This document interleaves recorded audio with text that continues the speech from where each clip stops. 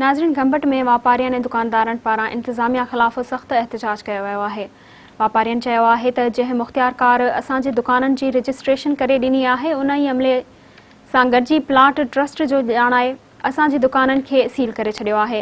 दुकानदारनि ऐं वापारियों जा वीचार ॿुधण लाइ ॾिसूं था बादशाह भंड जी हीअ रिपोर्ट। मौजूद आहियूं गमबट में, जिते गमबट जा जेके ताजर बिरादरी आहे, दुकानदार आहिनि, जेके गमबट जा शहरी आहिनि, उहे गमबट रेवेन्यू अमलदारनि खिलाफ़, मुख्तियारकार गमबट ऐं SDM गमबट खिलाफ़, नाजाइज़ दुकान सील करण खिलाफ़ जेको हुते सरापा एहतजाज आहिनि। अचो त हुननि सां ॻाल्हाईंदासीं त हुननि जो छा चवणु आहे। नोटिस जे बिना इंफॉर्म जे हिननि दुकान सील कया आहिनि, जेका दुकाननि सां सरासर नाजाइज़ी आहे। असां कमिश्नर सखर DC खैरपुर खे अपील था कयूं त इंक्वायरी करे असांजी दुकाननि जेका खोलराए वञनि।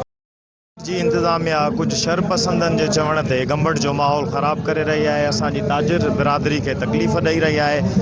नाअहल ऐं करप्ट इंतज़ामिया जे ख़िलाफ़ जेको ही धाणो आहे, गमबट जे तारीख़ी धाणो आहे, जंहिंमें गमबट शरीयतात, जमीयतुल उलमा इस्लाम, सिंध सोशल फोरम, वापारी तंज़ीमूं ऐं खां अलावा सॼे शहर जे माण्हू सिविल सोसाइटी हिन एहतजाजी धाणे में शमूलियत करे SDM गमबट जेका गैर कानूनी तौर ते दुकान सील कया आहिनि, बग़ैर कंहिं कानूनी नोटिस ॾियण जे, बग़ैर कंहिं पंहिंजे जवाब जे नाइंसाफ़ी कई आहे। उन नाइंसाफ़ी जे ख़िलाफ़ सॼो गमबट सरापा एहतजाज आहे। असांजो मुतालबो इहो आहे त फौरी तौर ते दुकान बि खोलिया वञनि, सील खोली वञे। कैमरामैन माशूक अली सां गॾु बादशाह भंड, मेरान TV न्यूज़, गमबट।